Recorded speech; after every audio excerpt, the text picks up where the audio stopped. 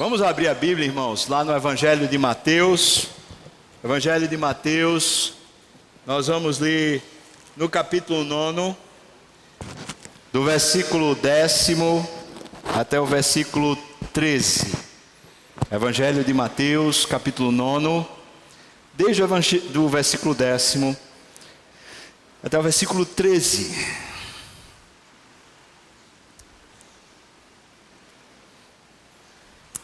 Esse mês de setembro, a gente normalmente celebra a nação, um mês talvez mais patriótico. Também é um mês onde acontece muita coisa, normalmente muita coisa ruim, especialmente no mundo. Assim como no mês de outubro a gente comemora a Reforma e também tem a celebração das bruxas. Esse mês que a gente está para celebrar aí no dia 7 de setembro, a gente quer lembrar ao nosso coração sobre uma verdade evangélica, uma verdade bíblica. A gente quer lembrar que o que salva uma pátria não é um governo humano. O que forma cidadãos não é a escola. O que salva uma pátria é uma igreja que é sal e é luz. O que forma cidadãos são crentes. Gente crente, feito eu e você, que tem filhos e que os educa amando o Senhor. Por isso a gente não vai substituir a salvação de Jesus por nenhum governo humano. Nenhum. A gente não vai ter expectativa, eu espero que você não tenha, a respeito de 2018, quando a gente vai ter eleição presidencial. Não porque a gente está cansado e porque os políticos no Brasil, mais do que talvez nas outras nações, são corruptos e a gente está desacreditado. É fato, a gente está passando por uma crise, essa crise moral no Brasil grave. Nas instituições, especialmente as governamentais. Entretanto, com o princípio bíblico e como teologia reformada, nós cremos que como igreja, nós somos sal. Nós não podemos ter um programa de governo. Não se trata disso. A gente não foi chamado para ser uma ONG. A gente não foi chamado para ter uma série de programas alusivos a uma, entre aspas, vida melhor na terra. Nós fomos chamados por Deus para uma coisa mais simples de todas. Fomos chamados por Deus para sermos na terra a presença de Deus. E no dia que a gente começar a crer que Deus está passeando pela terra, através do nosso corpo, do nosso olho, das nossas mãos, do nosso paladar, quando a gente começar a crer que onde a gente estiver, Deus está com o seu Santo Espírito querendo salgar e abençoar, não por causa de um programa, mas por causa da presença, não por causa do status que temos, mas por causa do poder do Espírito. Quando começarmos a crer que a redenção de Cristo é mais salvadora do que um programa de governo onde a economia cresce, então de alguma maneira, o simples fato de estarmos presentes onde estamos, nos lugares onde estamos, isso começa a transformar a nação. Uma consciência que o crente tem de que vivemos debaixo de um reino de Deus e não debaixo apenas de um governo humano. Que a nossa existência, conquanto seja terrena, e portanto a gente vai ali 70, 80, talvez 100 anos, mas a gente tem uma vida eterna. Uma vida que é cheia de Deus, que mesmo as circunstâncias mais terríveis não vão conseguir subjugar o poder e a alegria que vem do Espírito Santo dentro de nós. Eu e você, irmão, será que cremos nisso? Será que cremos que o simples fato de sermos a imagem de Deus significa que de fato, onde estamos, Deus ali está. Abra sua Bíblia, eu já pedi, em Mateus capítulo 9, nós vamos ler uma historinha bem simples, do versículo 10 ao 13. Aquelas histórias simples da Bíblia, mas que na simplicidade colocam a gente na missão. Veja o que diz, versículo 10 a 13 do capítulo 9. E sucedeu que estando ele aqui é Jesus, estando Jesus em casa, na própria casa, à mesa, ou seja, no lugar de maior comunhão da casa, muitos publicanos e pecadores vieram e tomaram lugares com Jesus e seus discípulos. Ora, vendo isto, os fariseus perguntavam aos discípulos: por que come o vosso mestre com os publicanos e pecadores? Mas Jesus, ouvindo, disse: os sãos não precisam de médico, e sim os doentes. Ide, porém, e aprendei. Veja só. Ide, porém, e aprendei o que significa misericórdia quero e não holocaustos. Pois não vim chamar justos, e sim pecadores. E entre parênteses, ao arrependimento. Vamos orar, irmãos. Ó Deus, esse exemplo de Jesus, mostrando para nós como é viver a vida do Espírito, revela muito mais do que só os fatos. E eu te peço agora, Deus, que o Senhor abra os nossos olhos para ver o que o Senhor está revelando na Tua palavra. E de alguma maneira muito especial, o Senhor renove dentro de nós o poder do Espírito, a alegria da salvação. Dá-nos um espírito voluntário e um coração compungido e contrito, que o Senhor não despreza. Abençoa, Senhor Deus, a nossa casa, a nossa família, abençoa a nossa história. Ó Senhor, seja engrandecido em nós, no nome de Jesus. Amém e amém.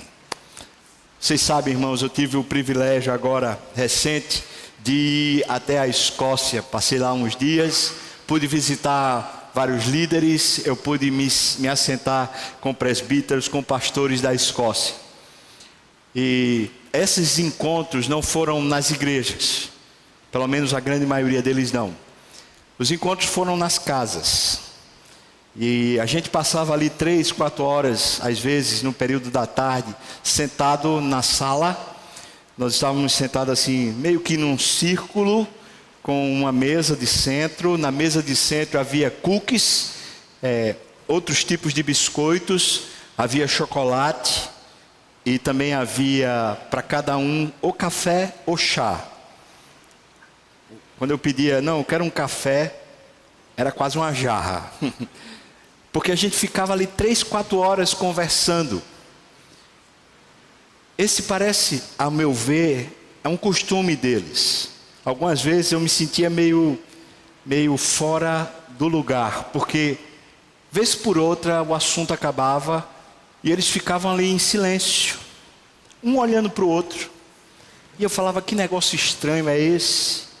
Como tinha uma pessoa que também falava português, depois uma pessoa que já conhece bem mais a cultura, eu falava assim, que negócio é aquele de ficar todo mundo em silêncio ali? Muito estranho aquilo lá. E a pessoa falou assim para mim, não, na verdade é o costume deles mesmo.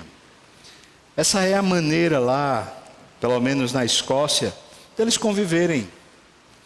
Mas é impressionante que mesmo aquele tipo de povo que a gente supõe ser frio, pouco acolhedor, meio distante, sem muita intimidade, o povo crente é o povo que chama você para sentar-se à mesa, para tomar ali um café, comer cookies e ficar conversando, e às vezes não tem nem assunto, mas permanece lá olhando um para o outro.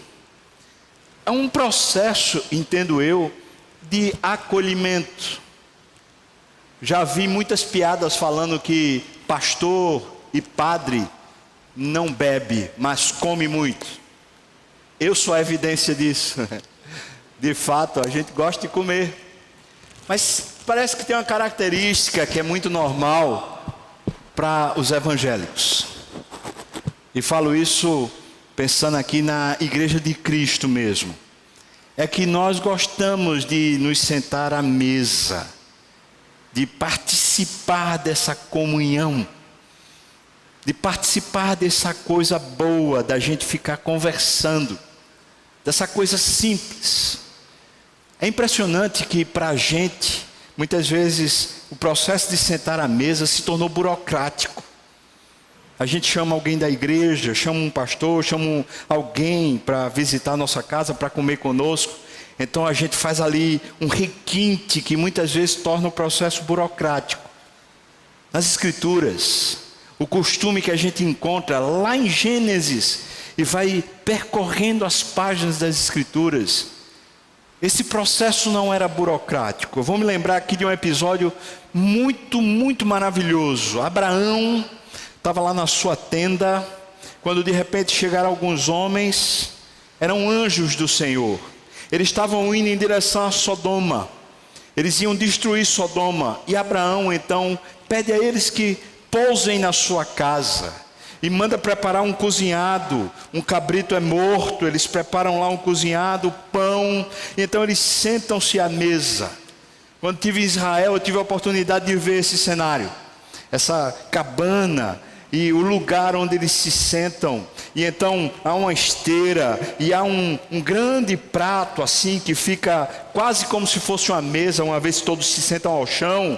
E naquele grande prato então fica carne e ficam também os pães. E você pega um pedaço de pão, você molha lá na carne, pega um taco de carne, você come aquele negócio e ficam ali por horas. Imagina que um visitante, quando chegava na sua casa, você então mandava matar um animal, depois ia cozinhar o animal e depois então ia servir aquela refeição. Esse processo demorava horas, às vezes o dia todo, e isso era a oportunidade que se tinha para ter comunhão. Era mais difícil fazer comida naquela época do que é hoje. Eles gostavam de ter essa relação pessoal. O texto que a gente acabou de ler diz para nós o seguinte: Jesus estando em casa. É impressionante que o id das Escrituras, como Jesus diz, eu quero que vocês aprendam o que significa que vocês vão e aprendam, o id e aprendei. Esse id muitas vezes é até dentro de casa. Jesus estando em casa, ele começou a receber na hora da refeição publicanos e pecadores. Na hora da refeição, o lugar que eles passaram a participar e sentar era na mesa de Jesus, na casa de Jesus. O texto apresenta para a gente que esse parece se tornou um costume enquanto Jesus estava em Cafarnaum e estava em casa. Você sabe que Jesus viajava muito, mas enquanto ele estava ali, que o pessoal começava a saber, ele está aqui, ele está aqui, ele está aqui, as pessoas chegavam lá, posso entrar? Entra aí, senta aqui à mesa, vamos ficar aqui. E ali ele tinha aquele tempo de confraternização. A missão de Deus acontecendo dentro de casa e acontecendo dentro do momento mais íntimo que um hebreu na sua cultura tinha. O momento da mesa. Jesus não consegue perder tempo. Jesus não consegue achar que haverá momentos e momentos para a missão acontecer. Ele quer salvar pessoas perdidas a todo tempo. Não quando existe uma programação especial. Não quando existe um jantar especial. Não quando existe um processo especial. Ele quer fazer isso de forma simples, comum, até ordinário. Ou seja, estou em casa, agora eu vou sentar para almoçar. Alguém chega, vem cá, senta aqui comigo. Vamos conversar aqui. Mas precisa preparar alguma coisa muito especial? Não, precisa não. O que é que tem para comer? Tem feijão? Tem arroz? Vamos comer feijão com arroz? Ah não, hoje vai ter, você sabe que eu gosto muito, hoje vai ter lasanha. Ah, que bênção. Então não venha comer não, que eu quero comer só, brincadeira. Vem cá, senta aqui, vamos participar.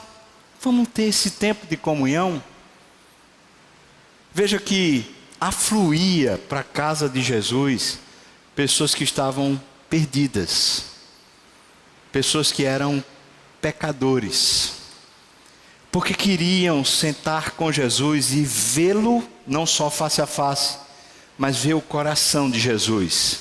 Que era um coração que transmitia a eles, os pecadores perdidos, a salvação. Então eles vinham não por causa da comida, nesse caso, mas eles vinham por causa da presença. A presença de Jesus salva. E o texto transcorre querendo trazer esse significado. Misericórdia quero, eu não quero holocausto. Porque eu vim salvar quem está perdido, quem está doente, quem está numa situação problemática. Essa última semana eu estava fazendo um curso lá em São Paulo. E todos os dias, especialmente no jantar, eu não tinha companhia. Fico lá só. Na hora do almoço, com os outros alunos, a gente come junto.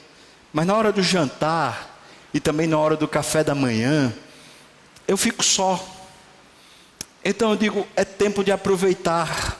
Muitas vezes no café da manhã, no hotel, as pessoas que servem, ou às vezes as pessoas que estão ali, um sorriso, uma mensagem, uma palavra, um elogio, aproxima a pessoa. E é a oportunidade de anunciar Jesus. O táxi que pega, o Uber que pega do aeroporto até o seminário.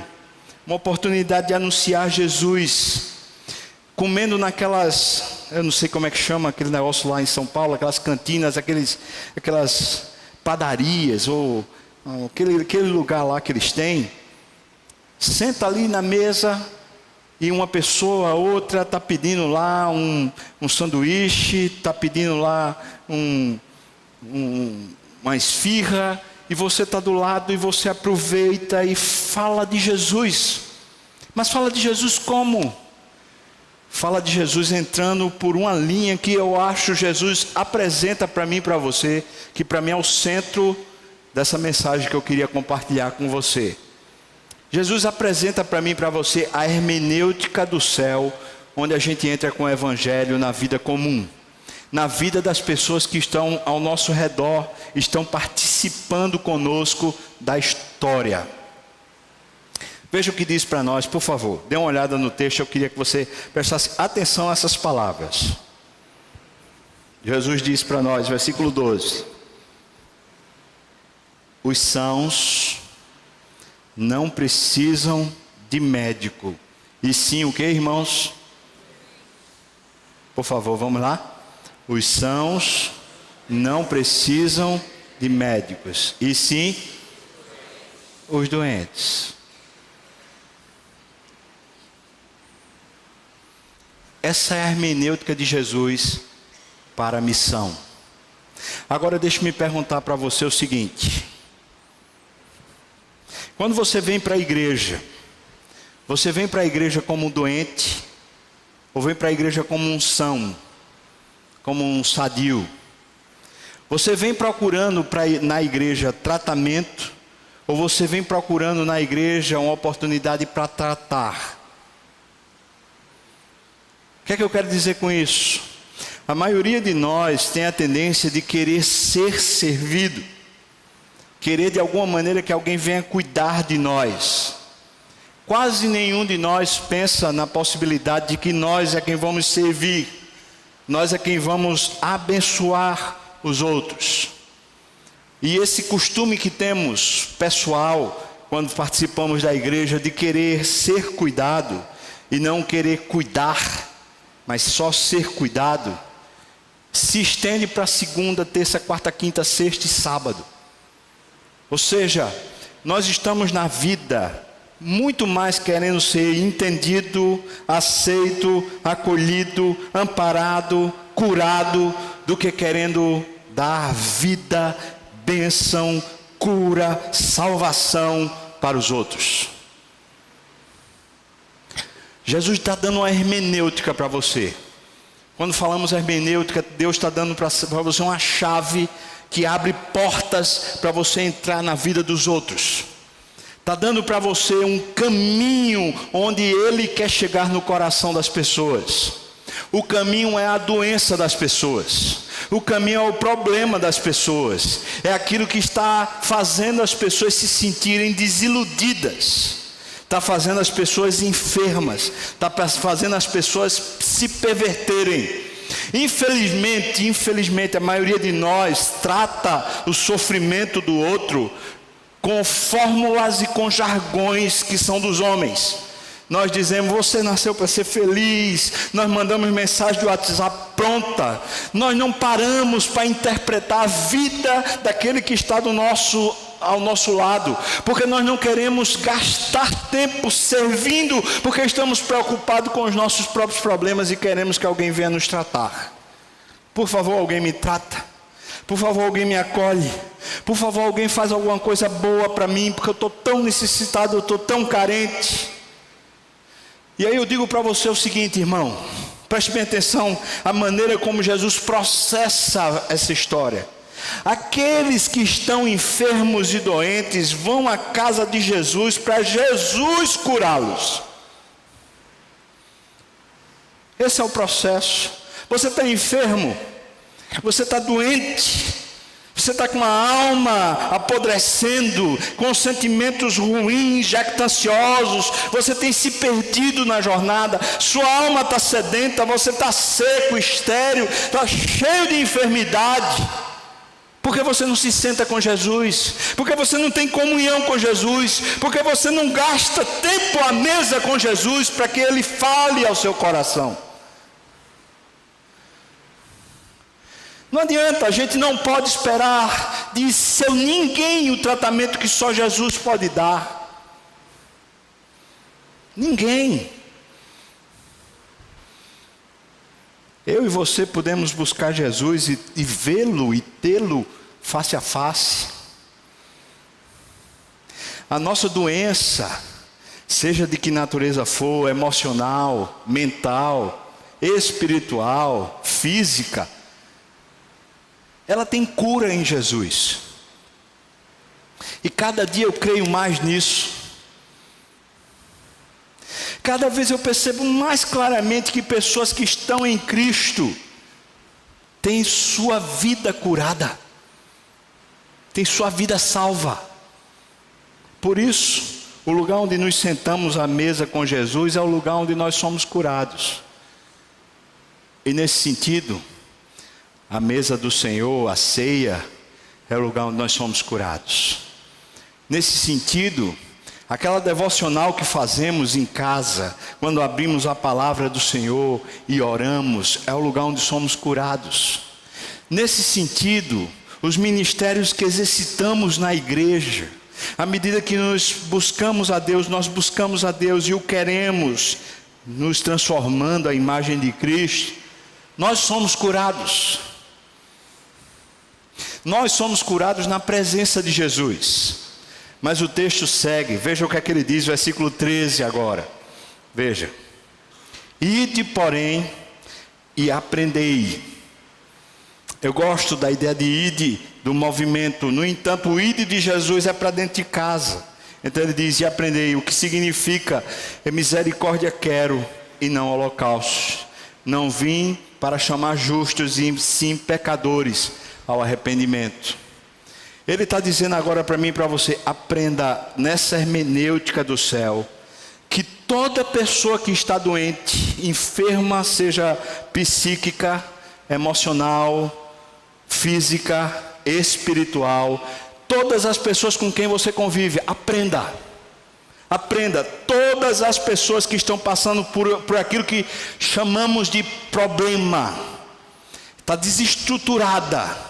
Todas as pessoas, elas precisam de médico, de misericórdia. Ele está dizendo: aprenda que a maneira pela qual você vai aproveitar e anunciar Jesus aos outros é no leito, é no sofrimento, é na dor, mas não com jargões, com a presença dele. Não é simplesmente naquele discurso frívolo, mas é na palavra dele que você apresenta viva dentro de você. Aprenda, está dizendo para mim, Sávio, aprenda. Não é porque você é pastor, é porque você é cristão, é porque você é crente, é porque o Espírito Santo habita em você. Não é porque você conhece as Escrituras desde pequeno e você já tem na cabeça, mas é porque dia após dia você busca a Deus e esse Espírito se move em você. Aprenda que as pessoas com quem você convive precisam do sinal e evidência da pessoa de Cristo, não de você, sábio, não de você, cristão, mas precisa que você revele Cristo aos outros. Essa cura da presença de Deus para o mundo. Aprenda. Essa é a hermenêutica de Deus. Se é assim, eu nem sequer preciso procurar as pessoas que estão enfermas, as pessoas que estão com problemas. Eu não preciso, eu convivo com elas. Eu não preciso nem me mexer, ela já vem. Nesse sentido, eu tenho certeza, se você entendeu que o sofrimento humano é uma provocação na alma de cada um a sentar-se com Jesus à mesa, ter comunhão com Jesus, é uma provocação que Deus aproveita para se revelar ao homem, à humanidade. Se eu e você entendermos isso, nós podemos aproveitar. Podemos aproveitar o nosso próprio sofrimento, à medida em que nos sentamos à mesa com Jesus e os não crentes, os que não conhecem a Cristo, olham para nós e falam: como é que pode? Como é que pode a pessoa estar passando por essa dor, por esse sofrimento, por essa perda, e a pessoa está em paz, está alegre, e ainda fala bem de Deus? Como é que pode? Assim como você está sentado ao lado de uma pessoa no seu trabalho, desesperada. A pessoa está cheia de ressentimentos, de tristeza, sufocada no seu próprio ego, cheia de amargura. Doida para conhecer um médico que cure o seu coração. E você é a presença de Jesus nesse meio, nesse local. Se eu e você conseguíssemos aprender a fazer essa hermenêutica, essa interpretação da vida, talvez a gente fosse muito mais lúcido e eficiente na promoção do bem. Os espíritas fazem a promoção do bem na campanha do quilo, fazendo ONGs, fazendo programações. Nós cristãos, desde a reforma, não precisamos usar programas, porque nós temos a presença real de Cristo, já na terra, por nosso intermédio. E as pessoas que Deus tem dado a oportunidade de estarem conosco no trabalho, cheias de aflição, cheias de problema, essas pessoas, elas precisam conhecer aquilo que cura a alma delas. As pessoas que estão ao nosso redor, bem próximas a nós, talvez nosso marido, nossa esposa, talvez os filhos, ou mesmo os pais que muitas vezes não compreendem, quando eles estão nesse sufoco da vida, estão sendo drenados, estão precisando que eu e você sejamos essa mensagem clara de Jesus que salva, de Jesus que liberta o coração. Mas irmãos, já chegando no final dessa mensagem, mas irmãos, penso eu que a maioria de nós tem muita dificuldade com esse tipo de evangelho que eu estou pregando. Não porque sejamos preguiçosos e não queiramos fazer o bem aos outros, mas temos muita dificuldade, porque muitas vezes nós estamos sem querer ser curados porque nós queremos nos ver como vítimas.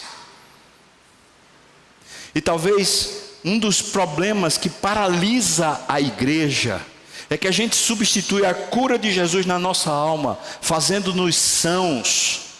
Nós trocamos isso por serviço, por ministério. E em vez de a gente ser curado por Deus, na presença de Deus, na vida de oração, na vida da dependência do Espírito, em vez disso nós substituímos por ministério. Nós fazemos muitas coisas na igreja. Em vez de sermos curados pela presença de Deus, nós muitas vezes queremos ter uma vida ética e uma vida moral e dizemos: isso é bom testemunho. Mas eu digo para você que pessoas que são curadas por Deus, pessoas que aprendem a ver as suas próprias mazelas e sabem como Deus as curou dos seus ressentimentos, das suas fraquezas, sabe como Deus as curou dos seus pecados, sabe como Deus as curou das suas emoções, sabe como Deus as curou de si mesmos, das suas próprias prisões, dos seus traumas, das suas lutas internas. Pessoas que sabem como Deus é poderoso para curá-las. Essas pessoas sabem usar o que Deus já as deu. Sabe como ser médico, sabe como ser sinal e evidência de Cristo, sarando corações, emoções e traumas.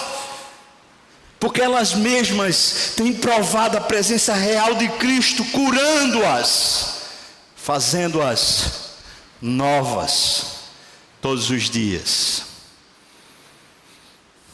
Por isso Jesus está dizendo: vai e aprenda, vá para a vida e aprenda.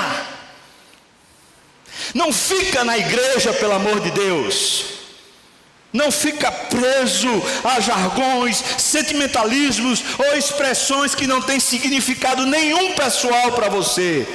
Gente que cita a Bíblia, mas não conhece o texto. Gente que cita e manda WhatsApp, mensagens, YouTube, mas não conhece o Cristo que cura. Vai e aprende. Vai lá e aprende. Porque na hora que você aprender, cada novo doente será para você a oportunidade de salvação.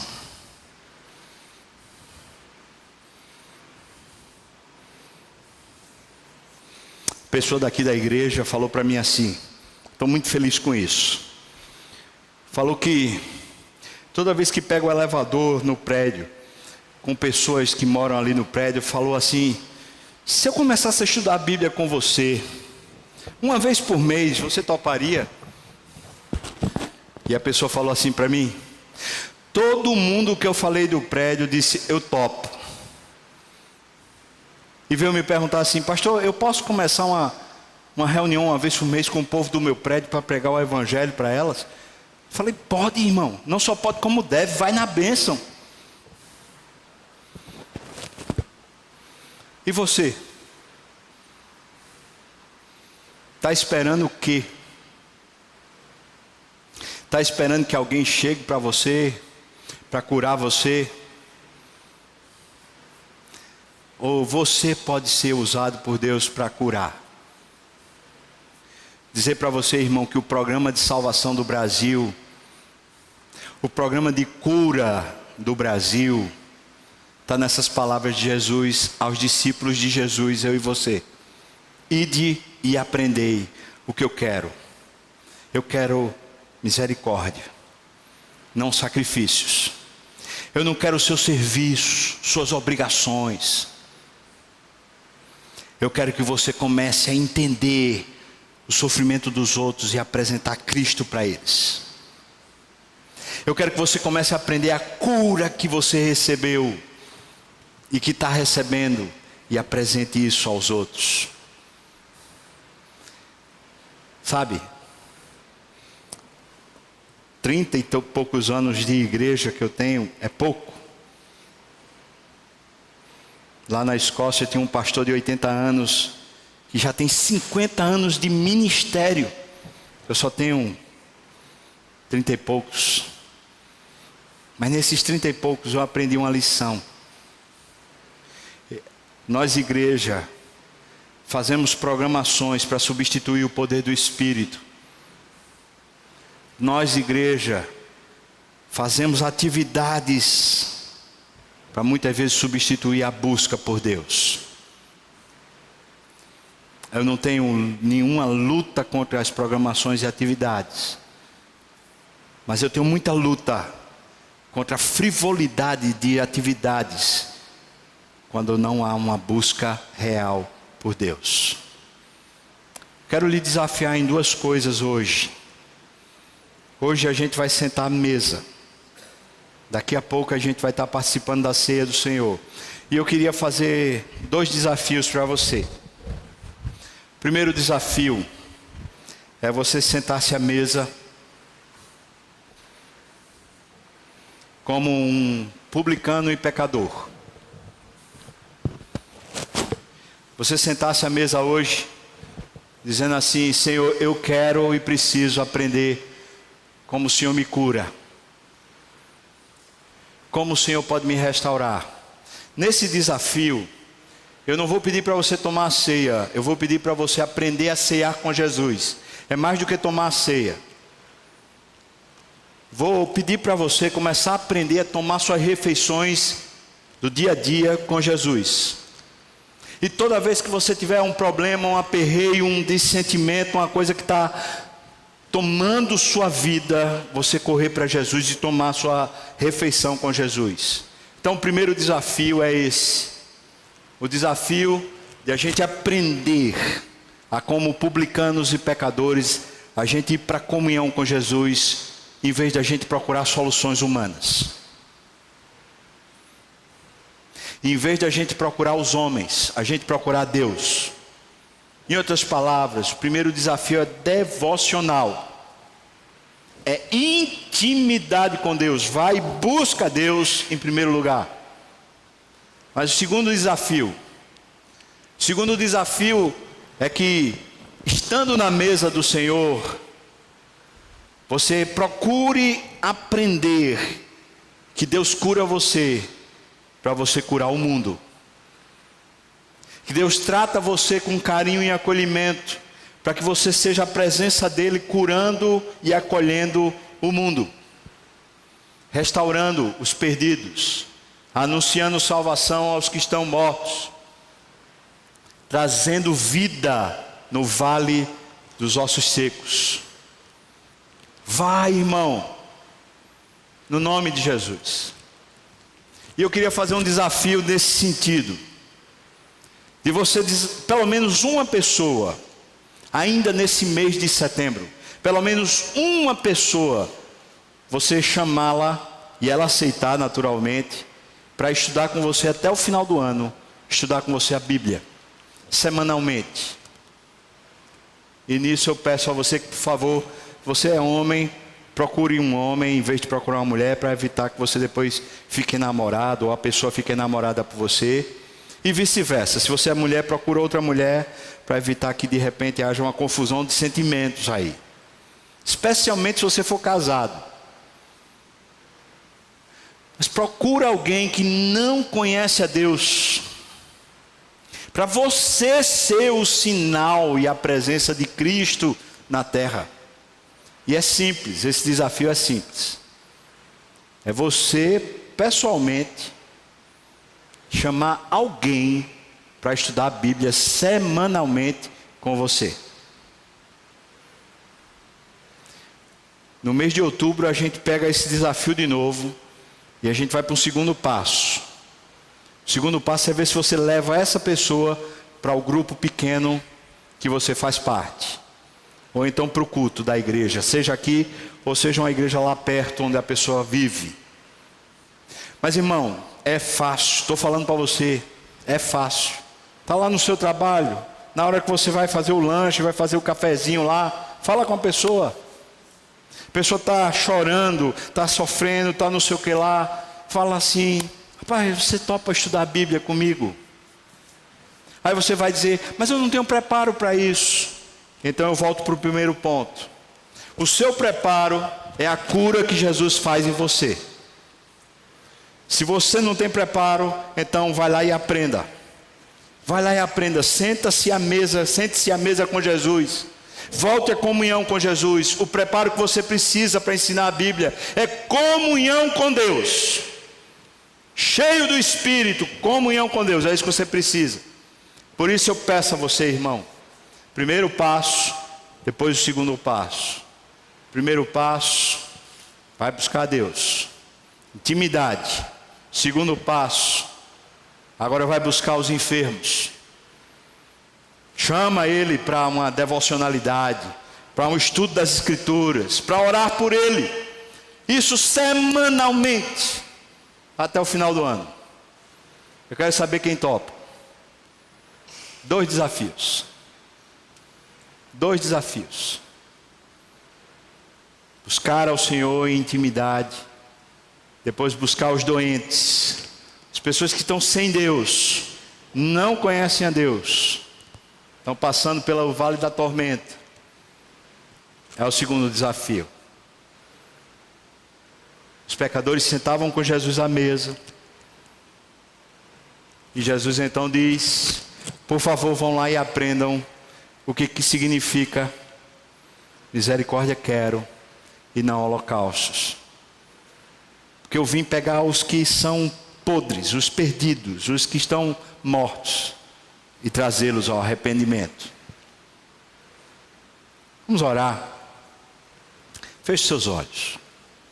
Eu queria perguntar àqueles que topam o desafio, primeiro passo, segundo passo, para começar hoje. Primeiro passo, segundo passo.